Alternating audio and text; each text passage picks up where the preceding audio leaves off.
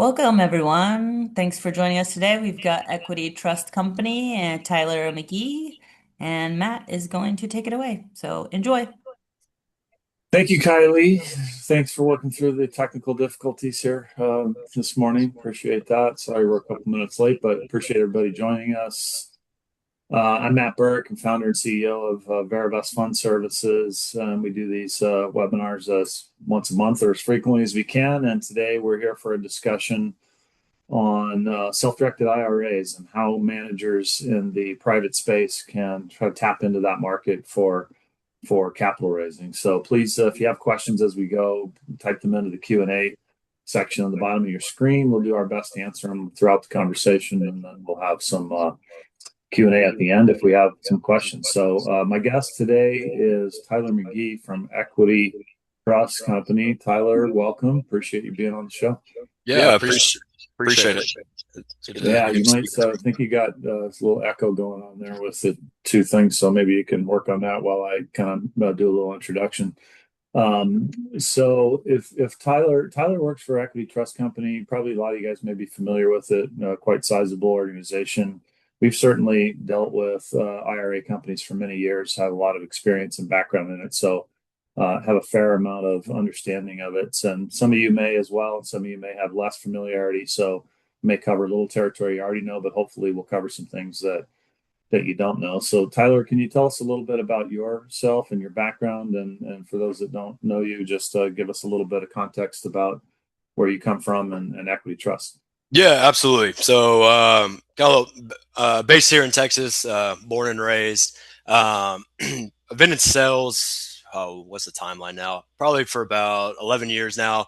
Kind of varied all over different industries in sales. So, from selling boats to residential, commercial title insurance to a sales manager for a towing company, and then found myself here at Equity Institutional of January of 24. So still, as we all probably know, there's a lot to learn in this industry. So still trying to figure some stuff out. But yeah, it's been a wealth of knowledge. Exciting industry to be in. Certainly right now. And yeah, so yeah, just really want to appreciate the opportunity to kind of talk about self-directed IRAs and how it could benefit the investors. All right, good. Well, sounds like I've been I'm more familiar with it than you are. Yeah. But I'd say that's okay, man, because between what you know about what's going on over at Equity Trust, I think the big thing, what we're trying to get for our group, our managers and client base are people that are running 506 Reg D funds, largely a lot of mortgage pools or direct real estate, and raising capital from investors who are using self-directed IRAs to make those investments. So maybe let's talk a little bit about that. From your standpoint, what do you see happening over at Equity Trust? What are you guys focusing on, and how are you working with private managers in this space? Yeah. So obviously, as we know, kind of real estate market, it's a little ebb and flow. So that, they've got some good years and then some kind of plateau years. But from what we're seeing over here, it's starting to pick up again, which is good for us because I would say majority of our 400,000 accounts, I'd say probably about 60-ish% is probably pretty heavily in the real estate market. So whether that's doing private credit, real estate syndication, commercial real estate, all that good stuff. So it's starting to pick up. The phones were running a little dry last year on that end, but luckily we kind of have our hands in a bunch of different industries that kind of help us pick back up. But yeah, once real estate market gets booming again, which from what I've seen, hopefully that is the case. I think we'll start working with some new real estate syndicators or private credit, private lending, and really get that ramp back up for this So coming year. So 400,000 accounts, I mean, that's a lot of people, right? That's a pretty big investor base that you guys theoretically, allow managers to have access to. And I know there's some compliance restrictions and other things, but why don't we take one step back real quick, and maybe you can share with us just what exactly is a self-directed IRA? How does it differ from traditional IRAs? Why do people use it? How do they use it? Just in case there's some people out there that aren't as familiar with it. We'll touch upon that briefly. And then what I really want to get into is what you're seeing in terms of how people are using it to be successful in raising capital for their entities. But let's start with just kind of the basic 101.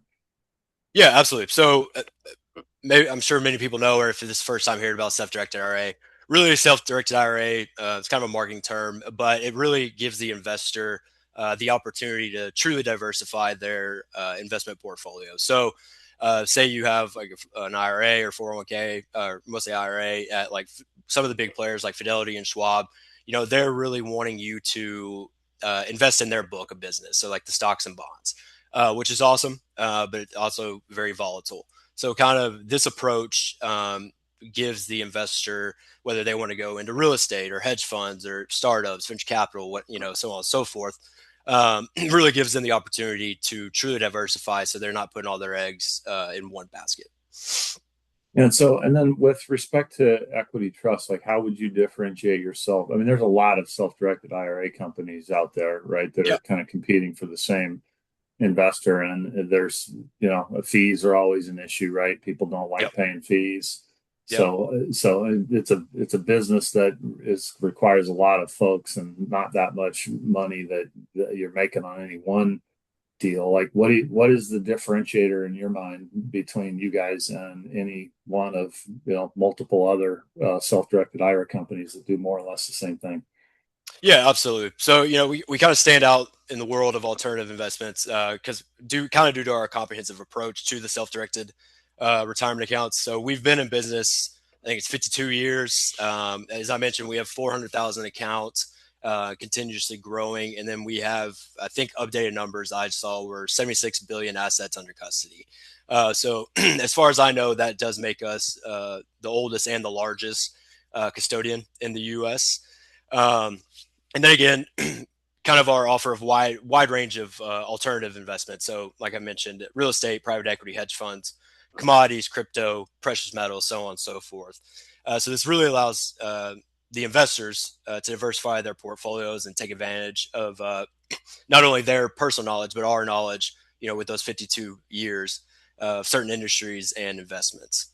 Yeah, so size and scale and experience and all that. I mean, that can cut both ways, right? Sometimes that's good, sometimes that's bad.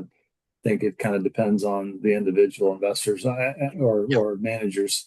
I mean, and we're kind of focused from a manager perspective because, of course, the whole idea, if you're a manager running a fund or a syndication, you're trying to tap into those self-directed IRAs as a source of capital.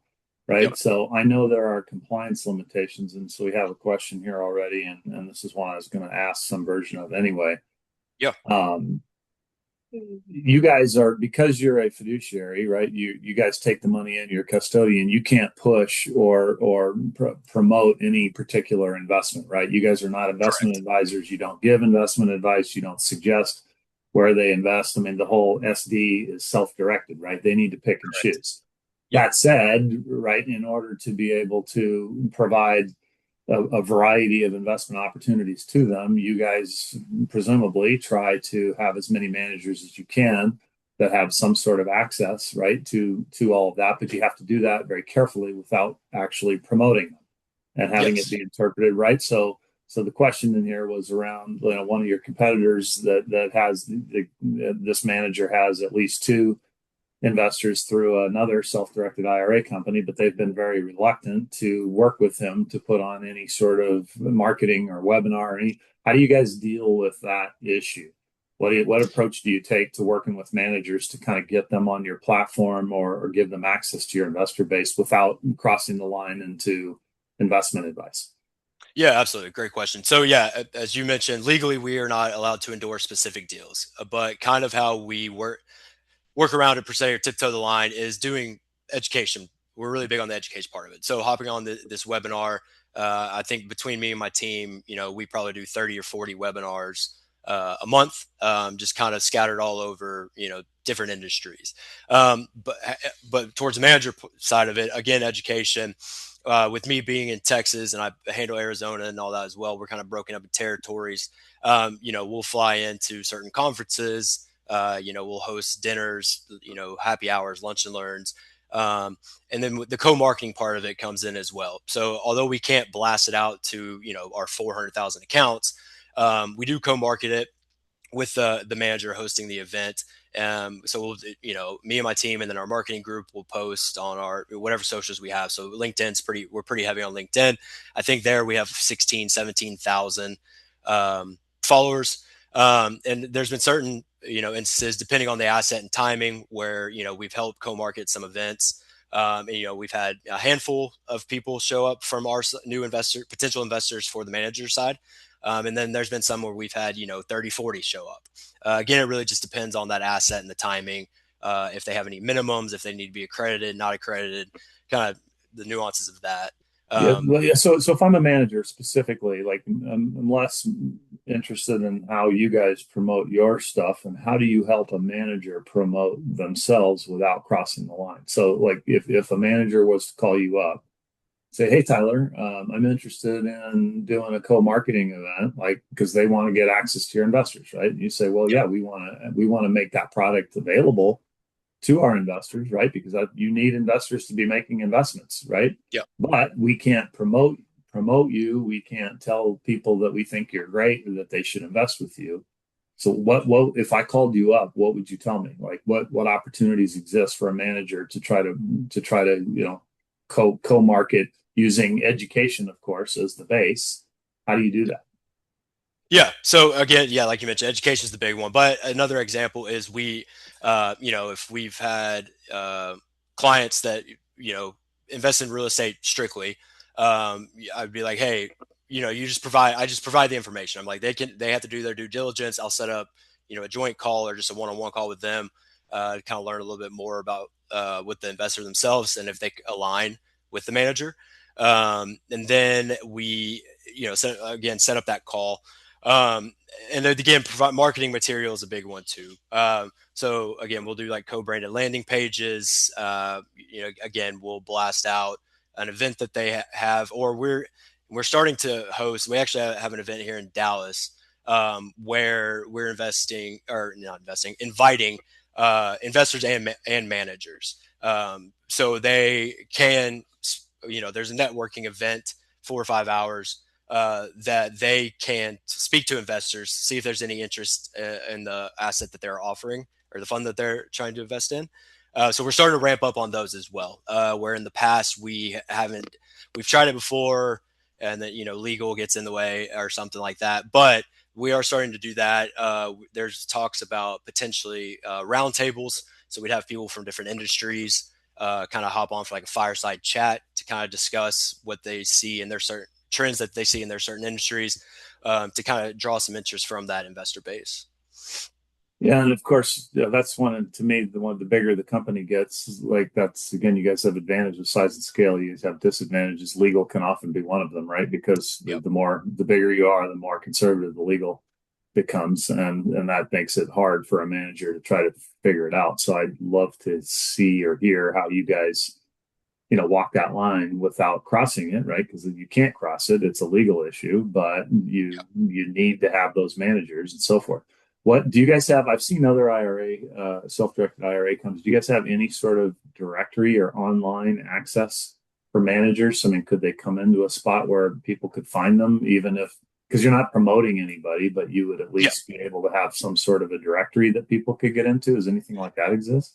Yeah, so we call it investment district. So kind of what it is there's some guidelines to it. So to be on investment district, we have to have a year-long relationship and X amount of accounts. I'll say 30 accounts for easy numbers. So that's kind of the prerequisite for investment district. But what investment district does is once you get approved to be on that platform, is you can, to your point, it'll be a directory. So if someone wants to invest, in real estate, we have a whole real estate tab. Or if they want to do, VC or private equity, whatever it is, they have the tools and the platform to go find companies again that we have an established relationship with. We know how each other operate. We know what the guidelines that they're looking for. So yeah, we do offer investment district for not only managers but the investors well if they are trying to do their due diligence. Yeah, and is 30 the number, or is that one that you just think is? I I think mean, it's 30 accounts over a yeah, because year. that's a lot of 3 years. accounts. I mean, so in other words, somebody has to already have the accounts with you guys before they can even get on that. It's that significantly limits the number of people, because gathering 30 of them in the first place, how do they do that without having access to your I mean, I guess they just have to Yeah. be a big enough manager where they've already happened to accumulate that many throughout whatever their other options are. Yeah. And, Go ahead. go ahead. Oh yeah, I was gonna say, and most, to be just transparent, most of the companies on investment district are kind of on the established route. Yeah, I Not imagine. I imagine that means, and that's another thing that comes with size and scale, right? Is that then Yep. you eventually deal with larger and bigger managers. So a lot of the emerging, and I'd say largely our target audience and our community is people that are getting started, or they maybe even might be sizable, but even managers at 50 or 100 million or more, 30 accounts is a lot. Do you guys see more funds or syndications, or do you have a sense of how much of your investments coming through your 400,000 investors come into pooled investment funds versus individual transactions, or do you have any feel for that? Yeah, I'm sorry, Matt. You kind of said low bandwidth for about 15 seconds, so I missed Yeah, no probably problem. My question is, do you have a feel for how many of your investments or investors invest in individual syndicated deals, like individual transactions versus pooled investment funds? Or is that Oh, anything you're privy to? I wouldn't have accurate numbers on that. I'd have to get with client service on that to see. Um, I mean, I don't want to just throw numbers out, Yeah, but I would okay. say, yeah, yeah. If Yeah, I don't that's have okay. accurate That's all numbers, right. so I just I don't wondered want to because I like a lot of our managers. I mean, these are people that have individual transactions that are time sensitive, Yep. right? And then others that are ongoing that have pooled investment funds. So I was just curious. Does maybe you could speak to a couple of the other issues that I know exist in the IRA? If somebody invests through an IRA, there may be potential tax and compliance implications there for them. Can you touch upon those briefly? What some of those considerations might be? Yeah. So when opening your self-directed IRA, it's obviously it's crucial to understand the tax implications. So really, you want to stay away from a few things. So one's prohibited transactions. So you want to avoid transactions with disqualified persons or parties. Mostly if it's your husband, your wife, your brother, your sister, your mom, your dad. You kind of want to stay away if they all have a fund. You kind of want to stay away from that. Well, you have to because it's a prohibited transaction, and the IRS kind of frowns upon that. Also, custodian requirements. So you want to ensure that your self-directed IRA custodian is held by a qualified custodian, which we are, and who complies with all IRS regulations, which comes with the reporting, which is another one you want to consider. So the record keeping and reporting aspect of it. We maintain thorough documentation and file annual reports to the IRS. So we do all the back end reporting for you. And that includes the valuation of assets held in your account, and then tax rules. So again, if you have a Roth IRA, you want to roll over to another Roth IRA to keep that tax free. And then if you have traditional, you want to stick with traditional just to make sure at the end of the year your tax filings aren't all messed up. Yeah. What about like unrelated business taxable income and UDFI and that kind of stuff? Those can be issues as well for investors in certain types of investments, right? Yes, they can. So with UBIT, it's I think the first $1,000 it doesn't get flagged.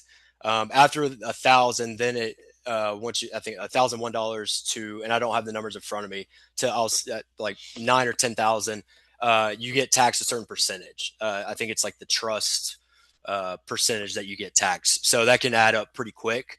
Once UBIT gets flagged.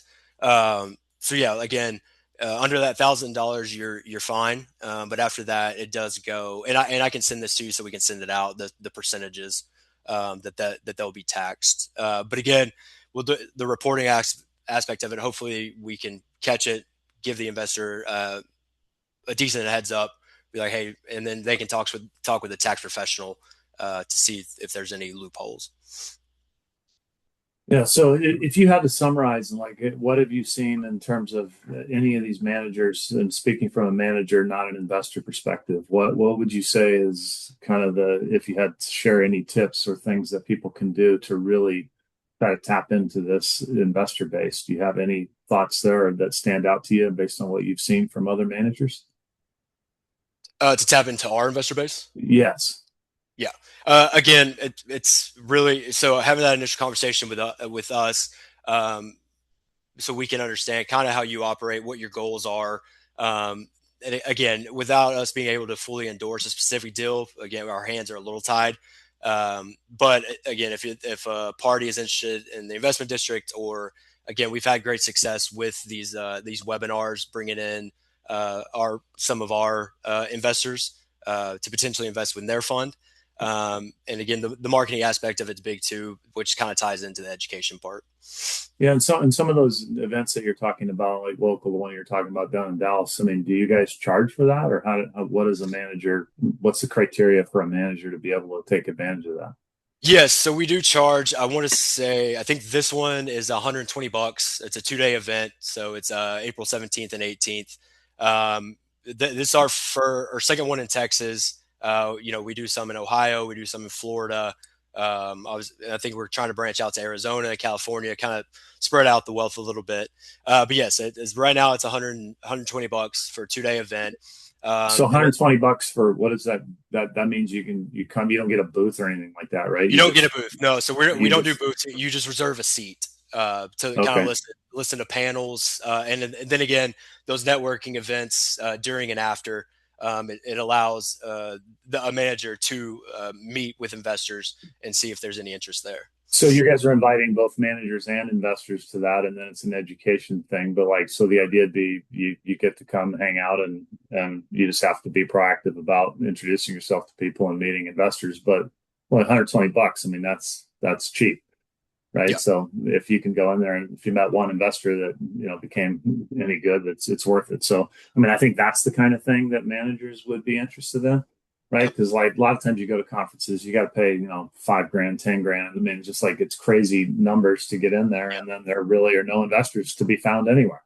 Yeah. Right? Whereas if something like this, I mean, I think that's something, man, that you could promote to managers and try. But if you guys probably want you don't want, 200 managers and 10 investors, right? Yeah, exactly. You probably want 200 investors and 10 managers, or at least closer to.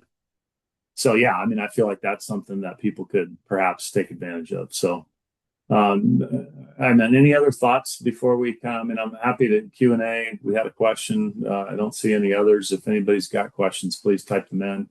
But other than that, any closing thoughts here, Tyler, or things that you want people to know about you or Equity Trust? Yeah, I mean, not really. We kind of covered it all. So I appreciate the questions and the opportunity. But no, again, really, when you're doing your research self-directed IRAs, again, Matt touched on it. You really want to do your due diligence. See how established they are. Again, fees are kind of from what I've seen. All fees are kind of comparable. It ranges within that 250 to 350 annual fee structure from what I've seen. There could be some out there that I don't know of. Yeah, really. And again, any education that after this call that you need, please reach out. I'd be happy to set up a one-on-one time to kind of take a deeper dive and go into the weeds if we need to. But no, that's really it. Again, I appreciate the opportunity. Yeah. How do people get a hold of you if they want to chat more about things they might be able to do with you guys and so forth? Maybe you got the email address up on the screen. You're on LinkedIn. You can give out your phone number or whatever you'd like. Yeah, so LinkedIn's just Tyler McGee Equity Trust, email there. My direct work line is 469-210-9622. So feel free to give me a call, email, whatever's easier for y'all. I'll be here, ready to assist how I can. Hey man, I appreciate you being on here, and congrats on getting into this industry. And hopefully you are a crazy wild success, man. That would be good. I want to thank everybody else for being here. We do these, like I said, once a month. We'll be doing another one. I can't honestly. I know. Our next one is going to be our good friend Kevin Kim from Fortra Law. A lot of changes going on in the world in terms of forming new funds, creating them.